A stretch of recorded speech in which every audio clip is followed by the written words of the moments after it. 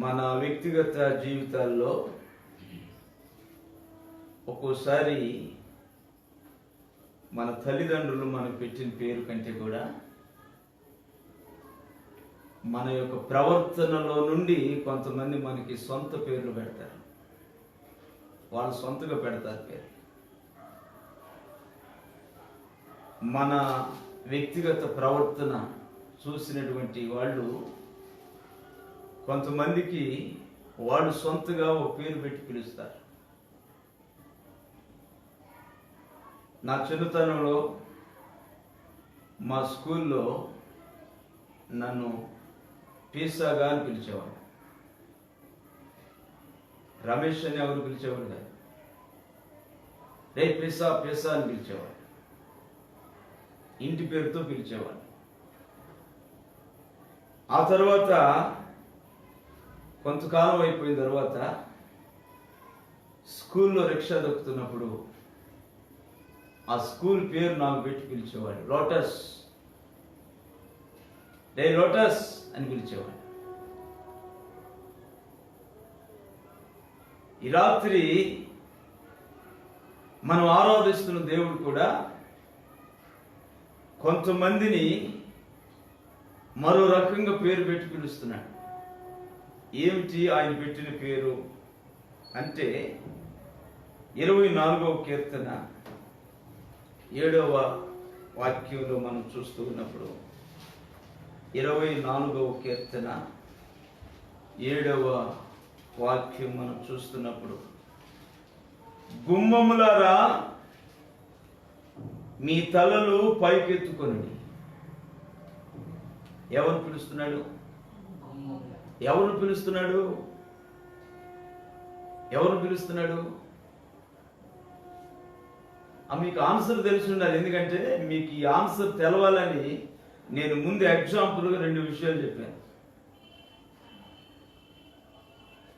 ఇప్పుడు పేస అంటే ఎవరు? అది ఒక మనిషి పేరు. ఎట్లయింది? అది ఒక ఇంటి పేరు. ఇంటి పేరుని మనిషి పేరుగా పిలిచారు కొంతమంది. నా చిన్నతనంలో స్కూల్లో రమేష్ అని పిలవకుండా రే పిసా అని పిలిచేవాడు. పంతుళ్ళు కూడా అలాగే పిలిచాడు. ఏ పిసా ఇట్లారా అనేవాడు. ఆ తర్వాత నేను స్కూల్లోకి వెళ్ళి కొంతకాలం రిక్షా దొక్కే దినాల్లో నేను పనిచేసిన స్కూల్ పేరు నా పేరుగా పెట్టి పిలిచారు. ఏ లోటస్ అని. లోటస్ అంటే స్కూల్ పేరు కదా, మనిషికి పెట్టి ఎలా పిలుస్తున్నారు వాళ్ళు? అదే విధంగా దేవుడు కూడా గుమ్మములారా అంటున్నాడంటే గుమ్మాలు పిలుస్తున్నాడా? కాదు, మనుషులను పిలుస్తున్నాడు. మనుషులకు ఆయన పెట్టిన పేరేమిటి? గుమ్మములారా. మనం ఈ వాక్యం చదివేటప్పుడు దేవుడు గుమ్మాలతో కూడా మాట్లాడుతున్నాడా అని అనుకుంటారు పిచ్చోళ్ళు కొంతమంది. దేవుడు గుమ్మాలతో మాట్లాడుతుంది కాదు. దేవుడు గుమ్మాలతో మాట్లాడే పని అయితే మీరు రాళ్లతో మాట్లాడమాకండి అని దేవుడు ఎలా చెబుతాడు బైబిల్లో? కొంతమంది రాళ్లతో మాట్లాడుకోవట్లా, కొంతమంది చెట్లతో మాట్లాడుకోవట్లా, కొంతమంది పుట్ట దగ్గరికి వెళ్ళి పుట్టతో మాట్లాడుతుందా.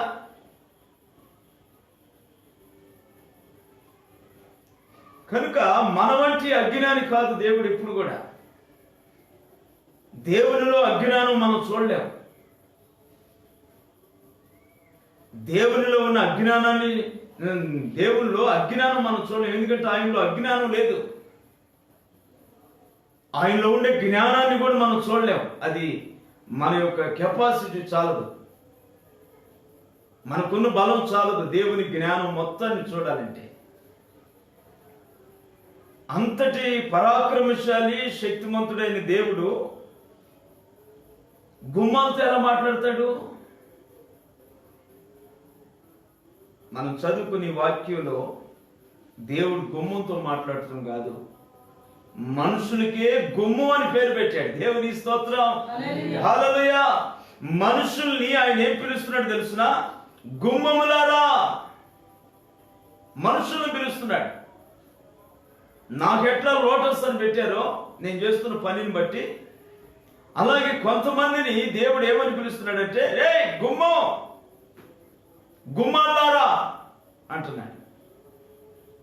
అసలు వాళ్ళ వ్యక్తిత్వంలో ఏం చూసి దేవుడు వాళ్ళకి గుమ్మం అని పేరు పెట్టాడు, ఇది మనం ఆలోచించాలి. అందులో ఈ గుమ్మం ఏ గుమ్మమో తెలుసునా? ఆ మాట పూర్తిగా చదవండి మీరు. గుమ్మములారా మీ తలలు పైకెత్తుకోండి అంటే ఈ గుమ్మం తల దించుకున్న గుమ్మం. బైబిల్లో కొన్ని గుమ్మం చూపెడతాయి రాత్రి మీకు నేను. ఈ గుమ్మం ఎలాంటి గుమ్మం? ఒక గుమ్మం కాదు, గుమ్మము, గుమ్మములారా అంటే చాలా గుమ్మాలు. కొన్ని గుమ్మాలు అనగా కొంతమంది మనుషులు తలదించుకొని ఉన్నారు. అంటే తలదించుకొని జీవిస్తున్నారు.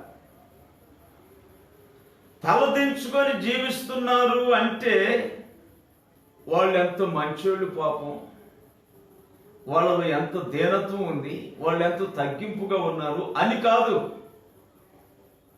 కాదు.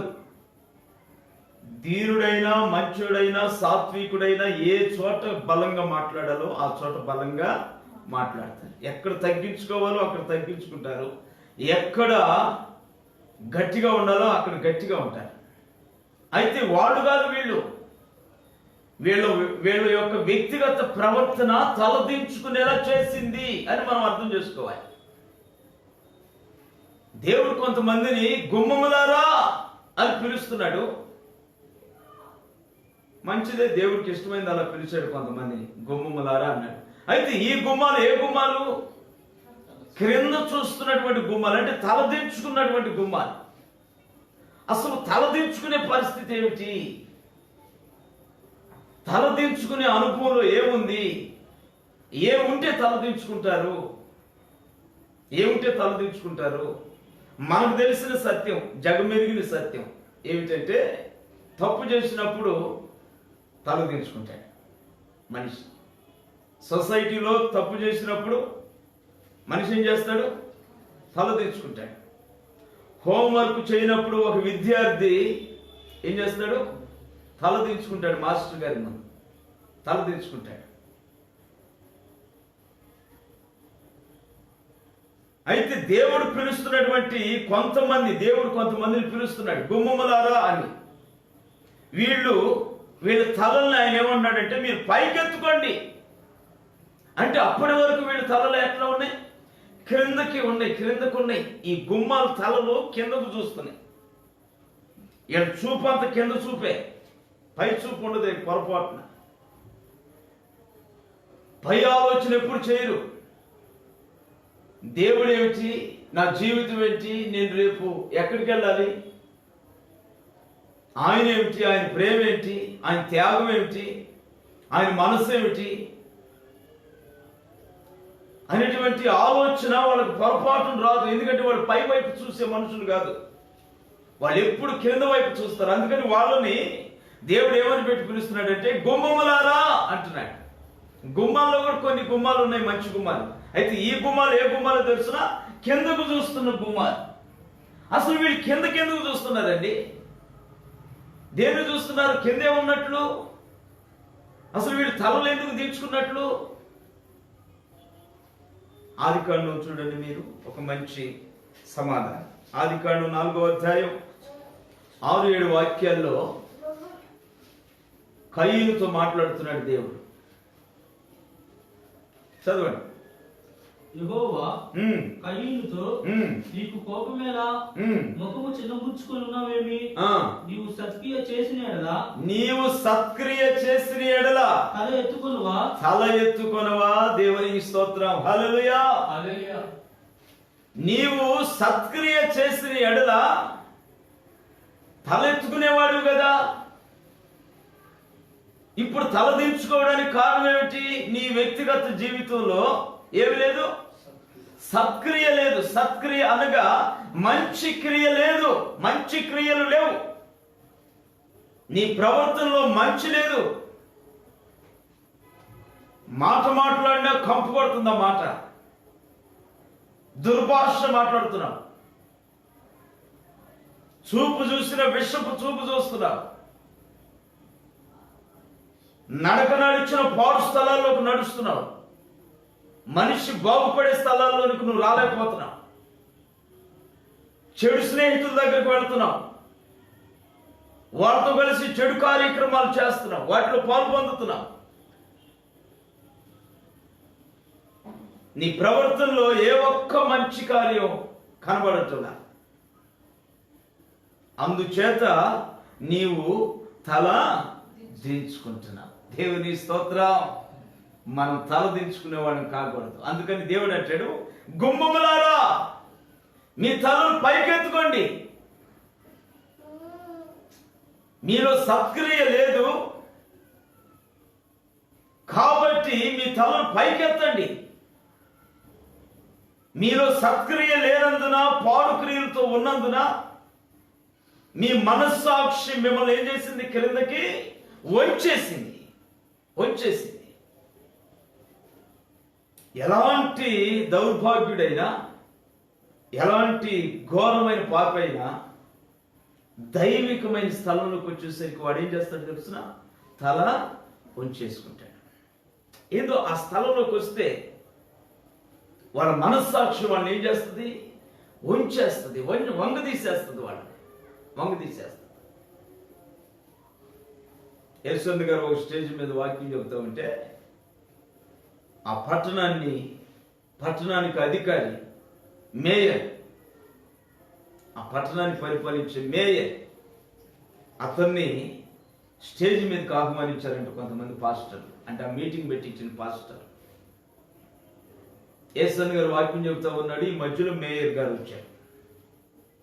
ఈ పాస్టర్లు ఏం చేశారంటే, అయ్యగారు వాక్యం చెబుతున్నారు, యేసన్ గారు మీరు కూడా స్టేజ్ మీదకి వెళ్ళండి అంటే ఆ స్టేజి ప్రాంగణంలోకి వచ్చి అతను మెరుకులు తిరిగి నేల చూపు చూసుకొని గడగడలు ఆడిపోతున్నాడు.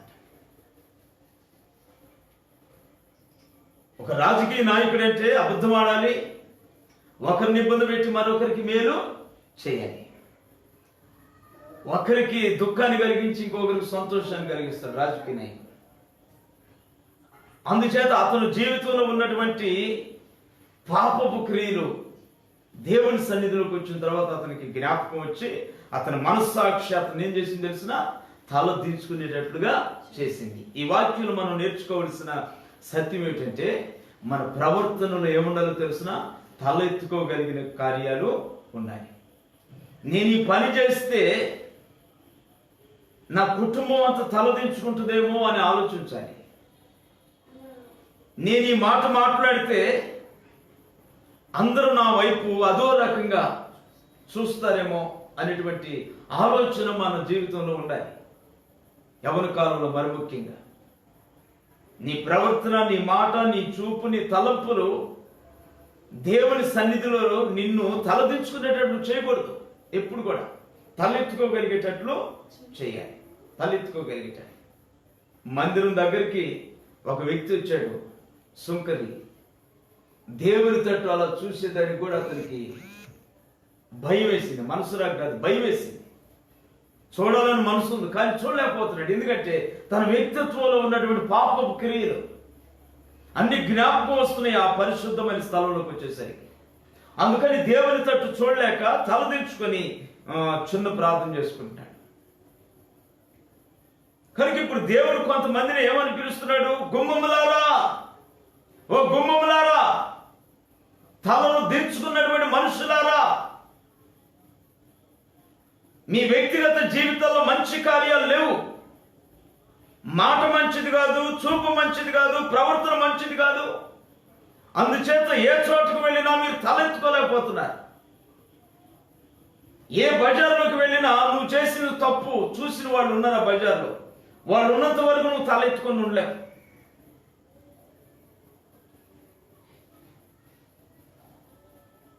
కాబట్టి ఇక మీదట మీరు మీ తలలు పైకెత్తండి. దేవుని స్తోత్రం, హల్లెలూయా. ఇక మీదట ఎత్తండి, ఇక మీదట ఎత్తండి. ఇప్పటి వరకు మీలో మంచి క్రియలు లేనందున మీ మనస్సాక్షి మిమ్మల్ని వంచి పడేసింది క్రిందకి. అందుకని నేల చూపు చూస్తున్నారు మీరు. ఒకవేళ మీ హృదయాల్లో దేవుని వైపు చూడాలనే మనస్సు ఉన్నప్పటికీ మీ మనస్సాక్షి మిమ్మల్ని ఏం చేస్తుంది? క్రిందకి వంగ తీసేస్తుంది. అందుచేత మీరు పై వైపు చూడలేకపోతున్నారేమో. నేను చెబుతున్నాను, మీ తలలు పైకి ఎత్తుకోండి. దేవుని స్తోత్రం, హల్లెలూయా. ఎందుకు ఎత్తుకోమన్నాడు తెలుసునా? ఎందుకు ఎత్తుకోమన్నాడు? మహిమగల రాజు ప్రవేశించినట్లు పురాతనమైన తలుపులారా మిమ్మల్ని లేవనెత్తుకుని. దేవునికి స్తోత్రం. మహిమగల రాజు ప్రవేశించినట్లు మీరు ధైర్యం చేసి తలలు పైకెత్తండి. మీలోనికి సత్క్రియ కాదు, మహిమగల రాజు ప్రవేశిస్తాడు. ఎంత గొప్ప మాట అండి అసలు ఇది! ఎంత గొప్ప మాట! ఒక వ్యక్తిలో సత్క్రియ లేనప్పుడు తలెత్తుకోలేడని ఆదికాండంలో మనం చూసాం. సత్క్రియ లేని వ్యక్తి దగ్గరికి యేసయ్య వచ్చి అంటాడు, మీ తలలు పైకి ఎత్తుకోండి. అప్పుడు ఒకవేళ మనం సమాధానం ఇవ్వచ్చు దేవునికి, అయ్యా నాలో ఏ సత్క్రియ లేదు కనుక నేను తల పైకి ఎత్తలేనయ్యా అని ఒకవేళ అంటే, అప్పుడు ఆయన ఏమనేవాడు తెలుసునా? సత్క్రియ ఏమిరా, సత్క్రియత ఏం పనిరా, నేనే వస్తున్నాను నీ జీవితంలోనికి. దేవుని స్తోత్రం. నేనే వస్తున్నాను. మహిమగల రాజు ప్రవేశిస్తున్నాడు. మహిమగల రాజు ప్రవేశించినట్లు నీ తల ఎత్తుకో. నీ తల ఎత్తుకుంటే నేను ప్రవేశిస్తాను. నేను మనం ఈ వాక్యంలో నేర్చుకునే సంగతి ఏమిటంటే, ఒకటి, నీ స్థితిని నువ్వు గుర్తించాలి. దేవుని సన్నిధిలో పరిశుద్ధుల ఎదుట, దైవ సేవకుల ఎదుట, సాటి స్నేహితుల ఎదుట, మంచి అనబడిన మనుషుల మధ్య మనం తలెత్తుకోగలిగిన స్థితిలో ఉన్నామా? తలదించుకోగలిగిన స్థితిలో ఉన్నామా? ఒకవేళ తలదించుకునే స్థితిలో మనం ఉండి ఉన్నట్లయితే మనం బాధపడవలసిన పని లేదు, కృంగిపోవలసిన పని అంతకంటే పొరపాటు లేదు. ఎందుకంటే మనల్ని సృష్టించిన దేవుడే చెబుతున్నాడు, ధైర్యంగా నీ తలను పైకి ఎత్తుకో. సత్క్రియ నీలో లేదని నువ్వు వంచుకో. మాకు నేనే వస్తాను నీలోనికి. నువ్వు తల పైకెత్తుకోగలిగితే నేనే నీలోనికి ప్రవేశిస్తాను. దేవుడు సత్క్రియ కంటే విలువైనవాడు. దేవుని స్తోత్రం. మనం చేసే మంచి కార్యాల కంటే దేవుడు మహా గొప్ప వ్యక్తి. దేవుడే మన వ్యక్తిగత జీవితంలోకి వస్తే మనం దేవుని వలె నడిపించబడతాం. దేవుని వలె ప్రేమిస్తాం. ఇతరులను ప్రేమిస్తాం. చూసారా? రొట్టెలోడి కంటే కూడా మొక్కలోడు మేలు అంటారు. ఎందుకంటే రొట్టెలోడు 1-2 రొట్టెలు తింటాడు వాడికి. మొక్కలోడైతే ఆ మొక్క ఇన్ని ముక్కలు అవుతాయి. ఆ ముక్కలన్నీ మనం కరెక్ట్గా పేర్చుకొని చూస్తే 5-6 రొట్టెలు అవుతాయి. అంటే ఎవరు గొప్పోళ్ళు? రొట్టెలోడి కంటే నాకు రొట్టె కావాలని అంటే నీకు ఒక రొట్టె ఇస్తాడు. నాకు ముక్కలైనా చాలండి అంటే వాడు మిగిలిపోయిన ముక్కలన్నీ పోగు చేసి నీ ఒళ్ళోకి వస్తాయి. ఆ ముక్కలన్నీ చక్కగా రొట్టె వల్ల పేర్చుకో, 5-6 రొట్టెలు అయిపోతాయి. నాకు ముక్కలు వద్దండి, నాకు రొట్టె కావాలంటే నీకు ఒక రొట్టె లెక్క ప్రకారం. నాకు ముక్కలైనా పర్లేదంటే ముక్కలైతే 5-6 రొట్టెలు అయ్యే ముక్కలు వస్తాయి. అందుకని పెద్దలు ఏమన్నారు? రొట్టెలోడి కంటే మొక్కలోడే బెటర్. దేవుని స్తోత్రం. మేము సత్క్రియ కలిగిన వాళ్ళం, మేము నీతిమంతులం. ఒక సమరయుడు పరిసయుడు డైరెక్ట్ గా మందిరంలోకి వెళ్ళిపోయాడు. నేను నీతిమంతుడిని అన్నట్లుగా, నేను నలుగురు మధ్య తలెత్తుకోగలిగిన జీవితంలో ఉన్నాను అన్నట్లుగా తనను తాను హెచ్చించుకుంటూ మందిరంలోకి వెళ్ళాడు. వాడు రొట్టెలోడు. అయ్యో నేను పాపిని, నేను నీ కొరకు నీ వైపు నేను తల కూడా ఎత్తుకోలేను, నాకు భయం వేస్తుందయ్యా, కనుక నన్ను క్షమించు నాయనని మందిరం బయట నుండి ప్రార్థన చేస్తున్నవాడు ముక్కలోడు. అతని కంటే దేవుడు ఇతన్ని నీతిమంతునిగా ఎంచాడు. అందుకని చాలా మంది సమాజంలో మేము పరిశుద్ధులం, మాలో ఏ పాపపు క్రియలు లేవు అని వారిని వారు హెచ్చించుకుంటూ తిరిగే వాళ్ళు చాలా మంది ఉన్నారు. మన గుండెల్లో దేవుని భయం ఉండాలి. మనం చేస్తున్న ప్రతి పొరపాటు మనకు తెలుసు. ఆ పొరపాటును బట్టి మనం దేవుని సన్నిధిలో తలెత్తుకోలేని పరిస్థితిలో ఉంటాం ఒక్కోసారి. అయితే దేవుడు అలాంటి వారిని ఏమంటాడంటే, మీ తలలు మీరు ధైర్యంగా పైకెత్తుకోండి, నేను మీలోనికి ప్రవేశిస్తాను. దేవుని స్తోత్రం, హల్లెలూయా. చూసారా, అందుకని తలలు దించుకున్నటువంటి గుమ్మాలతో దేవుడు మాట్లాడుతున్నాడు. అంటే గుమ్మాలతోటి కాదు, తల దించుకున్నటువంటి మనుషులతోటి ఆయన మాట్లాడుతున్నాడు. మన దేవుడు ఎవరితో మాట్లాడేవాడో తెలుసునా? ఒక నాయకుడు ఎవరితో మాట్లాడతాడు? ఆ సమనాయకులతో మాట్లాడతాడు, లేదంటే కార్యకర్తలతో మాట్లాడతాడు. ఒక ధనవంతుడు ఎవరితో మాట్లాడతాడు? అతనికి సరిపాటిగా ఉన్నటువంటి ధనవంతుడితోటి మాట్లాడతాడు. అంతేగాని జీవితంలో మరి తెలుసు తెలియకో పొరపాట్లు చేసి నలుగురు దృష్టికి చెడ్డవాడు అని అనిపించుకొని మంచిగా నడవాలని ప్రయత్నిస్తున్నా కూడా సమాజం వీడిని చెడ్డోడిగా భావిస్తుంది. వాడు మంచి చేసిన చెడ్డ కార్యాలుగానే ఉంటాయి కొంతమంది. కంటే వాళ్ళకి అట్లా ముద్ర వేస్తారు. బైబిల్లో ఒక ఆమెకి పాపాత్మురాలు అని పేరు పెట్టారు. పాపం వాళ్ళ తల్లిదండ్రులు మంచి పేరు పెట్టుంటారు. అయితే ఆ మంచి పేరు బైబిల్లో లేదు. ఏ పేరు ఉంది ఆమెకి? పాపాత్మురాలు. చూసారా ఎంత పేరు పెట్టారో? ఇలాంటి సమాజంలో, సొసైటీలో పాడు పేరు సంపాదించుకున్నటువంటి వ్యక్తుల్ని సమాజం పట్టించుకోకుండా వాళ్ళని తోసేసి ఒక మూలకి తోసిపడేశారు. వీళ్ళు దేనికి పనికిరాని. అలాంటి వారితో దేవుడు మాట్లాడుతున్నాడు. గుమ్మములారా, మీ తలలు దించుకొని బ్రతుకుతున్నారా? మీ తలలు ఏక మీదట పైకి ఎత్తండి, ఎందుకంటే మహిమ గల రాజు మీలోనికి ప్రవేశిస్తున్నాడు. దేవుని స్తోత్రం, హల్లెలూయా. కనుక ఈ గుమ్మం మొదటిగా నేను మీకు జ్ఞాపకం చేసిన గుమ్మం. ఈ గుమ్మం ఎలాంటిది? ఈ గుమ్మాలు తల దించుకున్నటువంటి గుమ్మాలు. ఎందుకు తల దించుకుంటారో నేను చెప్పాను. ఎందువలన? సత్క్రియ లేనందువలన వాళ్ళు తల దించుకుంటారు. అయితే దేవుడు అలాంటి వారిని కూడా విడిచిపెట్టకుండా, మీ తలలు, మీ దించబడిన తలను పైకెత్తుకోండి, నేను మీలోనికి ప్రవేశిస్తాను. దేవుడు మనకు మంచి అవకాశం ఇస్తున్నాడండి. సొసైటీలో తలెత్తుకొని జీవించే జీవితం, ఆ యొక్క ఉత్తమమైన క్యారెక్టర్, ఉత్తమమైనటువంటి ప్రవర్తన లేనటువంటి ప్రతి ఒక్క వ్యక్తికి దేవుడు ఒక చక్కటి సదుపాయం కలిగిస్తున్నాడు. ఏమని? నేను నీలోనికి ప్రవేశించడానికి సిద్ధపడున్నాను, ధైర్యం చేసుకొని నీ తలపైకి ఎత్తు. మనం చేయాల్సిన పని ఏమిటి? మనం చేయాల్సిన పని మన తలలు పైకి ఎత్తడం. అంటే ఇప్పుడు ఈ మాట కూడా కొంతమంది ఇంకొక రకంగా తీసుకుంటారేమో. తల పైకి ఎత్తితే మహిమ గల రాజు ప్రవేశిస్తాడంట అని దేవుని మందిరంలోకి వచ్చి నేను కూర్చోకూడదు. తల పైకి ఎత్తుకుంటే మహిమ గల రాజు ప్రవేశిస్తాడంట అని మందిరంలోకి వచ్చి కూర్చొని ఎట్టే ఉండకూడదు. తల పైకి ఎత్తడంలో అర్థం ఏమిటంటే, దేవుడు ఆకాశమందు ఉన్నాడు, ఆయన వైపు ఎత్తాలి మనంతా. దేవుని స్తోత్రం. ఆయన వైపు ఎత్తాలి. స్టెప్పును రాళ్ల మధ్య కొట్టబడుతూ రక్త సిక్తంలో ఉండి ఆకాశం వైపు తలెత్తి కన్నులెత్తి దేవుణ్ణి చూస్తా ఉన్నాడు. తల పైకెత్తడం అంటే అర్థం ఏమిటంటే, నీవు నీ దేవుని వైపు చూడు. సమాజం నిన్ను పాడుగా పిలుస్తూ ఉన్నా నీవు దేవుని వైపు చూడు. నీ తల దేవుని తట్టు ఎత్తు. మహిమ గల రాజునైన నేను నీలోనికి ప్రవేశిస్తాను. మన వంతు ఏమిటంటే, మన చూపులు, మన తలంపులు, మన ఉద్దేశం ఆయన తట్టు మనం ఎప్పుడైతే ఎత్తగలుగుతామో మన యొక్క పాపపు బ్రతుకులోనికి పరిశుద్ధుడైన దేవుడు వస్తానంటున్నాడు. పరిశుద్ధుడైన దేవుడు వస్తున్నాడు. ఈ అవకాశాన్ని ఎవరు కాలదనుకోకూడదు. ఈ అవకాశాన్ని ఎవరు పాడు చేసుకోకూడదు. ఇది ఒక మంచి ఆఫర్, ఫైనల్ ఆఫర్. ఇది కడవరి దినాల్లో దేవుడు ఇస్తున్నటువంటి ఫైనల్ ఆఫర్.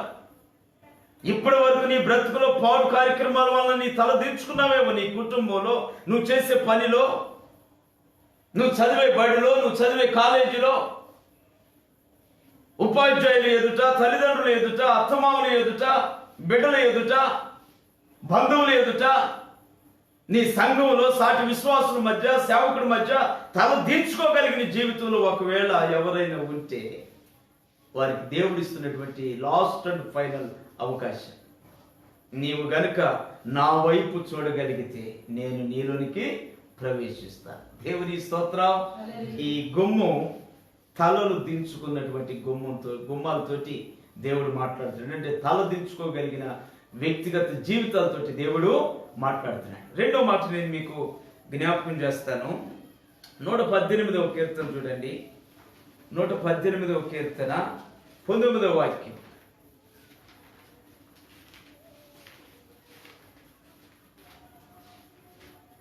చదవాలి. నేను వచ్చినట్లు నీతి గుమ్మములు తీయుడి, నేను వాటిలో ప్రవేశించి యెహోవాకు కృతజ్ఞతాస్తుతులు చెల్లించెదను. దేవునికి స్తోత్రం. నేను వచ్చినట్లు నీతి గుమ్మములు తీయండి. ఏమన్నాడు ఇక్కడ? ఆయన రావటానికి ఇష్టపడుతున్నాడు, దేవుడు రావడానికి ఇష్టపడుతున్నాడు. కానీ ఆయన వచ్చేదానికంట మనతో ఏమన్నాడు తెలుసిన? నీతి గుమ్మం తీయండి. నీతి గుమ్మం. ఈ మాట చదువుతున్నప్పుడు నాకు వచ్చిన ఆలోచన ఏమిటంటే, దేవుడు మనిషికి 2 గుమ్మాలు పెట్టాడు. ఒకటి పాడు గుమ్మం, రెండవది మంచి గుమ్మం. దీని మాటను మీరు ఎక్కడ చూస్తారంటే, నేను రిఫరెన్స్ చెప్పలే, ఇర్మియా గ్రంథంలో దేవుడు అంటాడు, మీ ఎదుట నేను జీవమును మరణమును పెట్టాను, 2 మార్గాలు పెట్టాను, మీరు కోరుకోండి. అదేవిధంగా మానవుని జీవితంలో నీతిగా బ్రతకాలంటే నీతిగా బ్రతకగలడు, పాడుగా బ్రతకాలన్నా పాడుగా బ్రతకగలడు. ఏ బ్రతుకు బ్రతకాలన్నా అది మనిషి జీవితంలో మనిషి చేతుల్లో ఉన్న పరిస్థితి అది. కొంతమంది అమాయకంగా నువ్వు నన్ను పూర్తిగా మారిస్తే నేను వస్తాను అంటారు. నువ్వు నన్ను మార్చయ్యా, నేను మందిరంలోకి వస్తానంటాడు. దేవుడు మార్చేదేమిటి? పాడు పని చేయమని దేవుడు నీకు నేర్పించాడా? మళ్ళీ మంచి పని నీకు వేయటానికి, నేను మంచిగా చేయడానికి? దేవుడు నిన్ను పాడుగా చేస్తే మళ్ళీ అదే దేవుడు నిన్ను మంచిగా చేస్తాడు. మొదటి దేవుడు నిన్ను పాడుగా చేయలేదు కదా, మంచిగానే చేశాడు. తల్లి గర్భంలో నువ్వు పుట్టేటప్పుడు నీ హృదయం మంచిది, నీ చూపు మంచిది, నీ తలంపులు మంచివి, నీ దేహం మంచిది, అన్ని మంచిగానే దేవుడు మనల్ని నిర్మించాడు. ఈ మంచిగా నిర్మించిన నిర్మాణంలో మనిషి స్వార్థంతో, అతి ఆశతోటి, వాళ్ళని చూసి వేళను చూసి కొన్ని ఇలా ఒకటి ఒకటి ఒకటి ఒకటి దేవునికి వ్యతిరేకంగా నడిచి పాడు అనేది అంతా కూడా హృదయంలోకి చేర్చుకొని టోటల్గా పాడైపోయిన మనిషిగా మారిపోయాడు. ఇవన్నీ ఎవరు చేసుకున్నట్లు చెప్పండి? ఎవరు చేసుకున్నట్లు? మనం చేసుకున్నట్లే. దేవుడు చేయలే. పొరపాటున ఆయన మనల్ని పాడుగా చేయలే, మంచిగానే చేశాడు. మనమే మనల్ని పాడు చేసుకున్నాం. వాళ్ళని చూసి వీళ్ళని చూసి. వాడు పెదాలకు రంగు వేసుకుంటే నీకేం మాయ రోగం? పెదాలకు రంగులు వేసుకొని తిరిగే వాళ్ళు ఉన్నారు. మరి నువ్వెందుకు వేసుకోవాలి పెదాలకు రంగులు? దేవుడు వేసుకోమని చెప్పాడా? అంటే దేవునికి తెలియలేదా నీ పెదాలకి ఎర్ర రంగు వేయాలని, పచ్చ రంగు వేయాలని?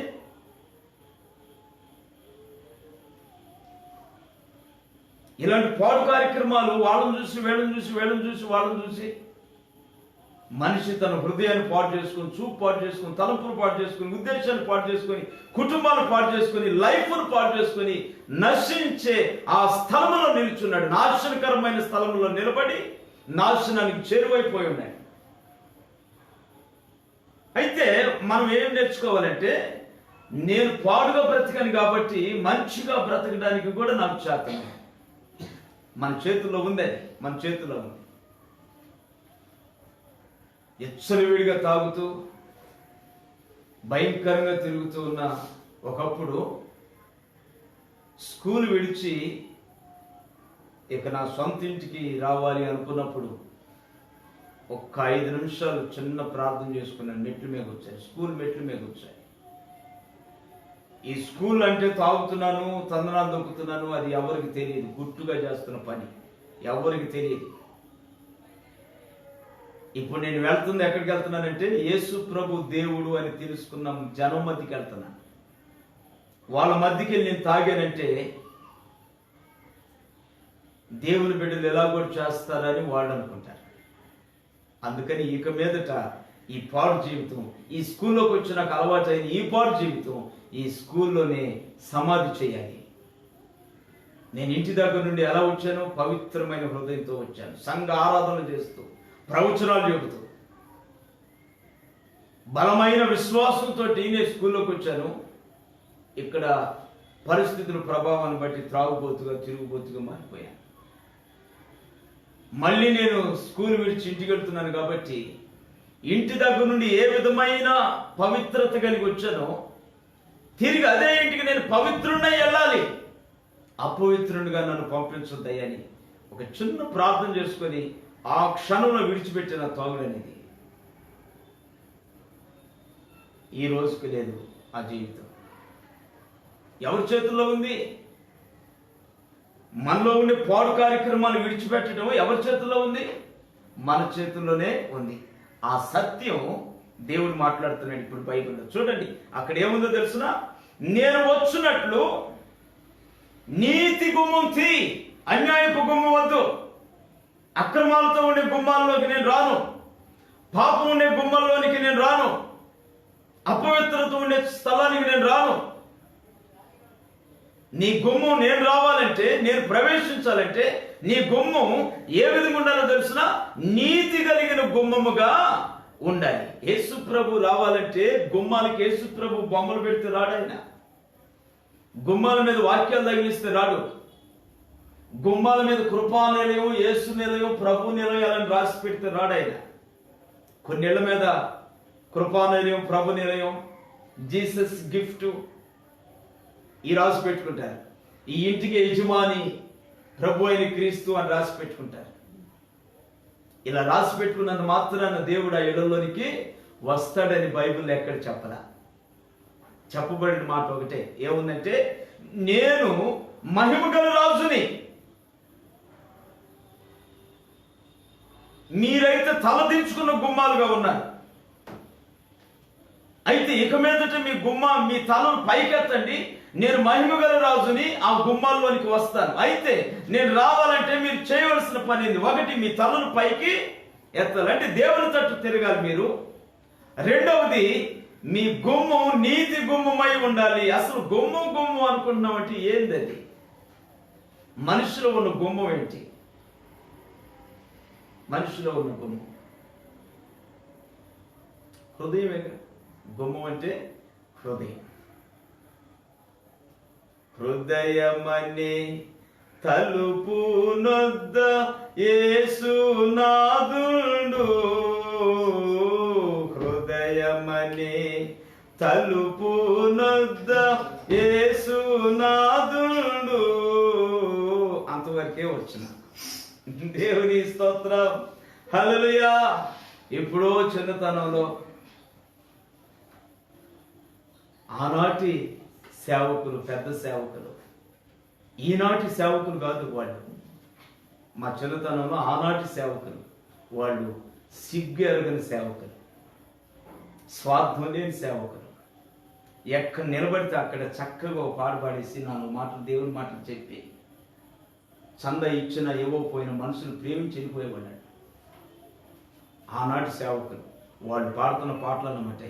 హృదయం అనే తలుపు నొద్ద యేసునాథుడు నిలిచి ఉన్నాడు. దేవుని స్తోత్రం, హల్లెలూయా. మన హృదయం ఒక ద్వారం, మన అంతరంగం ఒక ద్వారం. అయితే ఈ అంతరంగం ఏ విధంగా ఉండాలంటే నీతి గల అంతరంగముగా ఉండాలి. ఈ గుమ్మం నీతి కలిగిన గుమ్మంగా ఉండాలి. నీతి కలిగిన గుమ్మం. ఇదివరకు పాడు కార్యక్రమాలు చేసావు, ఇదివరకు పాడు తలంపులతో నింపబడింది నీ అంతరంగం. అయితే ఇప్పుడు వాటన్నిటిని నువ్వే చేర్చుకున్నావు కాబట్టి నీ హృదయంలో, నీవెలా నీ హృదయంలోకి పాడు కార్యక్రమాలు చేర్చుకున్నావో అదే చేతులతోటి నీవు నీ హృదయాన్ని శుద్ధి చేసుకొని అప్పుడు పిలువు నన్ను. మనమే శుద్ధి చేసుకోవాలి మన హృదయాన్ని. నేను తప్పు చేస్తానయ్యా, నువ్వు నన్ను పరిశుద్ధపరచు. ఎన్నెన్ని పరిశుద్ధపరుస్తాడైనా మనం ఎలా ఆశించి లేనిపోయి తెచ్చుకున్నాం మన జీవితంలోకి, మనమే వాటిని దూరపరచాలి.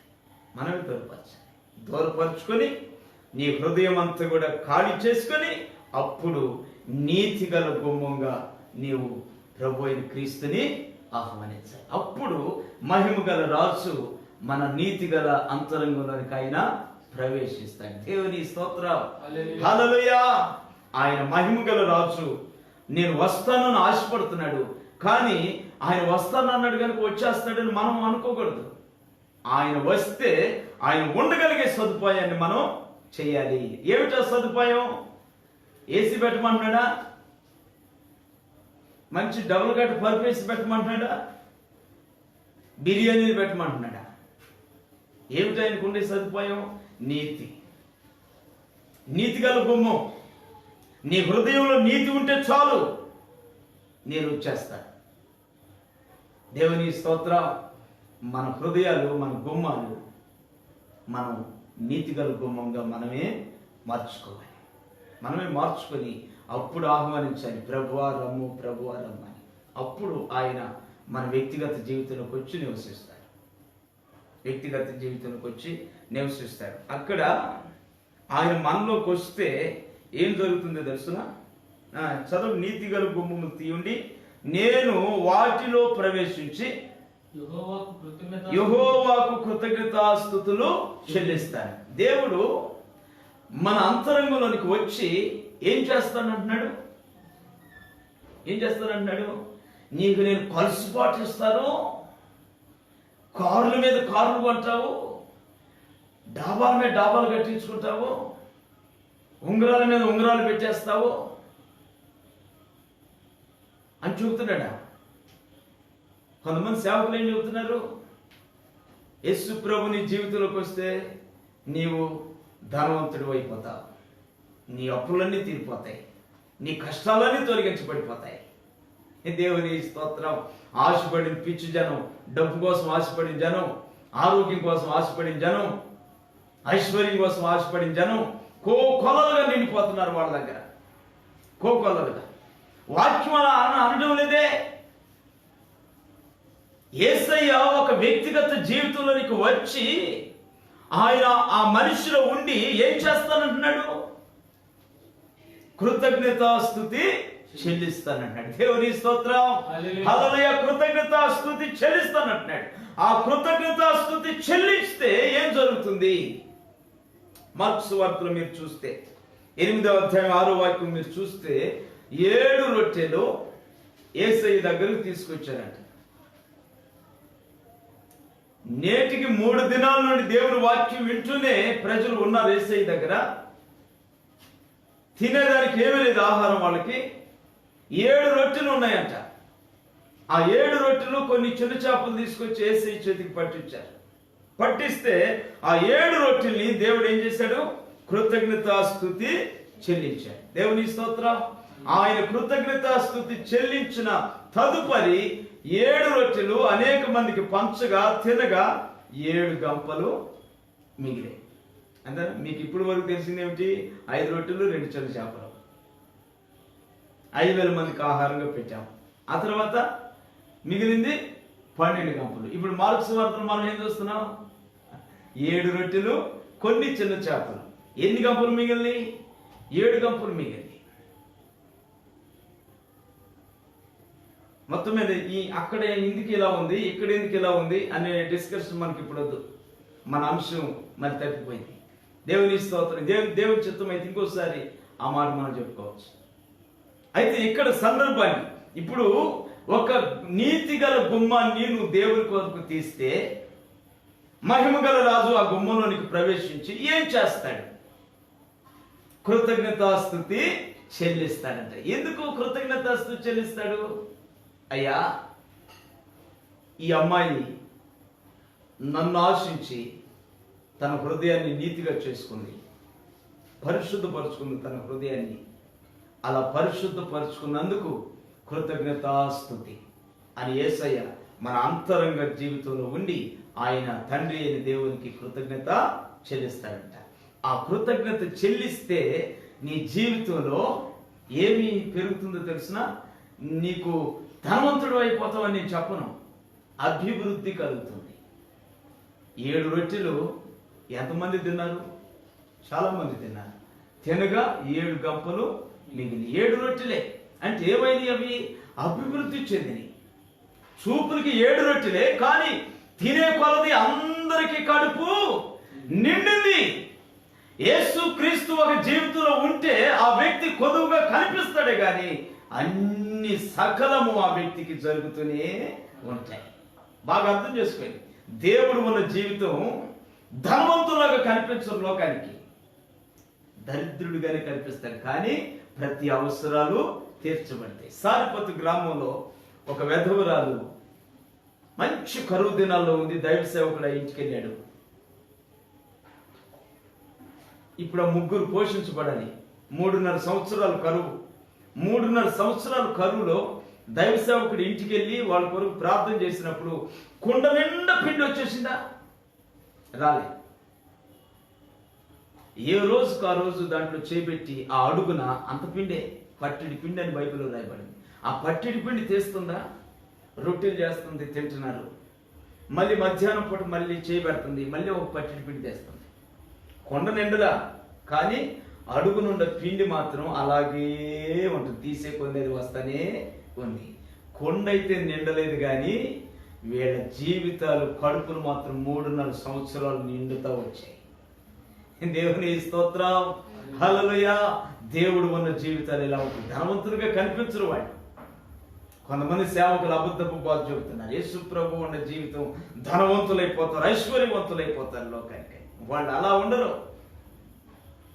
వెండి బంగారం మా యొద్ద ఏమీ లేవు అన్నారు వాళ్ళు.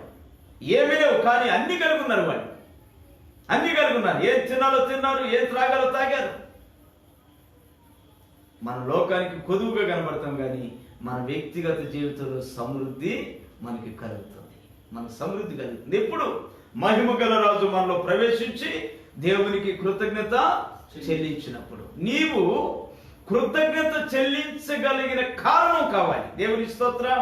ఈ వాక్యం చెబుతున్న ఉద్దేశం ఏంటంటే, నీవు నేను యేసయ్య మనను బట్టి కృతజ్ఞత చెల్లించగలిగినంతగా మనం ఎదగాలి దేవునిలో. నీకు చూసి ప్రభు దేవునికి స్తోత్రం అనాలి. నీ ప్రార్థన చూసి దేవుడు సంతోషపడాలి, అంతేగాని దుఃఖపడకూడదు. అలా ఉండాలంటే మనం మన హృదయాన్ని నీతిగా మార్చుకోవాలి, పరిశుద్ధంగా మార్చుకొని అప్పుడు మనం దేవుని తట్టు చూస్తే ఆయన మనలో ప్రవేశించి కృతజ్ఞతాస్తుతి చెల్లించి ఆ తర్వాత నీ బ్రతుకులో కొదువుగా కనబడుతున్న అన్ని సమృద్ధిగా నీవు తినగలుగుతావు. ఆమేన్. ఎందుకు గొప్ప సంగతి చూసారా? ఈ లాక్డౌన్ దినాల్లో మరి ఏ పని లేదు, అందరం ఇంట్లోనే ఉంటున్నాం. ఎలా జరుగుతుందో జరుగుతూనే ఉంది. ఆశ్చర్యమైన సంగతి ఇది, ఆశ్చర్యమైన సంగతి. ఎలా జరుగుతుందండి? ఏ విధంగా జరుగుతుంది? నాకే తెలియదు ఎలా జరుగుతుందని నన్ను అడిగితే నేనే చెప్పలేను. ఎటువైపు నుండి దేవుడు తీసుకొచ్చి పెడుతున్నాడు నాకు.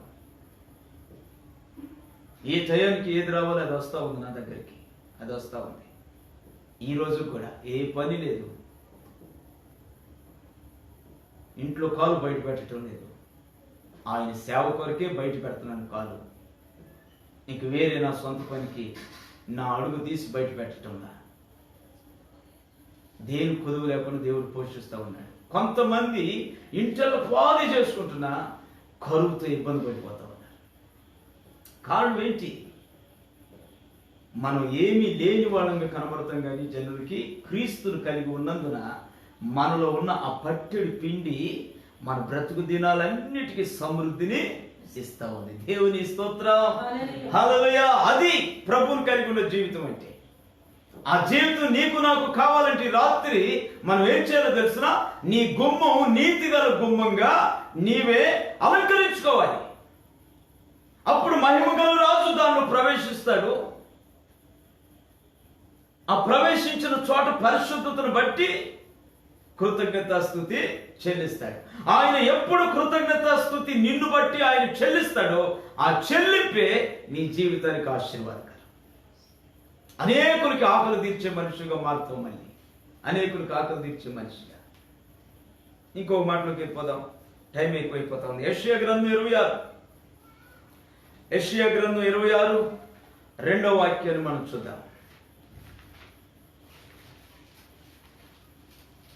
యెషయా గ్రంథం 26 2వ వాక్యం చూస్తే, సత్యమును ఆచరించు నీతిగల జనము ప్రవేశించున్నట్లు ద్వారములను తీయండి. ఇప్పుడు మనం ఎన్ని ద్వారాలు చెప్పుకున్నాం? 2 చెప్పేసుకున్నాం. ఇది 3వ ద్వారం. ఆ 2 ద్వారాలు ఏమిటో చెప్పండి మీరు. మొదటి ద్వారం తల దించుకున్న ద్వారం, కానీ దేవుడు ఎత్తమని చెబుతున్నాడు. 2వ ద్వారం నీతిగల ద్వారం, నీతిగల ద్వారం. 3వ ద్వారం ఎలాంటిదో తెలుసునా? 3వ ద్వారం సత్యమును ఆచరించే నీతిగల జనం ప్రవేశించే ద్వారం ఇది. అసలు మన ద్వారాల్లో రావాల్సింది ఎవరు? మన హృదయంలోనికి రావాల్సిన వ్యక్తులు ఎవరు? యేసు ప్రభు అంటాడు, మీ ద్వారాలన్నీ కింద చూస్తున్నాయి, పైన చూసేటట్లు చేస్తే నేను వస్తాను. దేవుడేనా మన ద్వారాల్లోనికి రావాల్సింది, మన అంతరంగంలోకి రావాల్సింది? ఇంకొక మాట కూడా చెబుతున్నాడు చూడండి, సత్యమును ఆచరించు నీతిగల జనం. దేవుని స్తోత్రం. దేన్ని ఆచరించే జనం? ఫ్యాషనా? Cinema fashion, latest model. సిగ్గుసేటు దైవ సేవకులు కూడా లేటెస్ట్ అడుగుతున్నారు షాపుల్లోకి, లేటెస్ట్ మోడల్. దీనికి ఈ దౌర్భాగ్యం కంటే మరొక దౌర్భాగ్యం లేదు వీళ్ళకి. దైవ సేవకులై ఉండి లేటెస్ట్ మోడల్ ఏమిటి నీకు? ఏ వస్త్రాలు నీకు అలవాటయ్యి ఆ వస్త్రాలు వేసుకో. నువ్వు మొదట కలిగి ఉన్న దానితోనే ప్రభువుని మహిమపరచాలి. మొదట నాకంటే ముందున్నటువంటి సేవకులు పంచుగట్టుతో దేవుని వాక్యం చెప్పారు. అంటే వాళ్ళ హయాంలో పంచుగట్టు ఉంది, ఆ పంచుగట్టుకు అలవాటు పడ్డు ఉన్నారు. ప్యాంటులు వచ్చినా కూడా వాళ్ళు పంచుగట్టులు మార్చలే. ప్యాంట్లు వేసుకొని కొంతమంది తిరుగుతున్నా వాళ్ళ చిన్ననాటి కాలంలో పంచుకట్లు ధరించడం అలవాటైంది కాబట్టి దేవునిలోనికి వచ్చి దేవుడి సేవ చేస్తున్నా వాడు పంచుకట్టు మాత్రం తీయలా. దైవ సేవకుడు రాజబాబు గారు ఎంత గొప్ప దైవ సేవకుడు, ఎంత గొప్ప దైవ సేవకుడు. పంచుకట్టు ఆయన పంచుకట్టు. సరే, మనం ప్యాంట్లు వేసే హయాంలో పుట్టాం, ప్యాంట్లు కట్టడం నేర్చుకున్నాం. మరి ప్యాంట్లే కట్టు, మళ్ళీ నీకు లేటెస్ట్ మోడల్ ఎందుకు?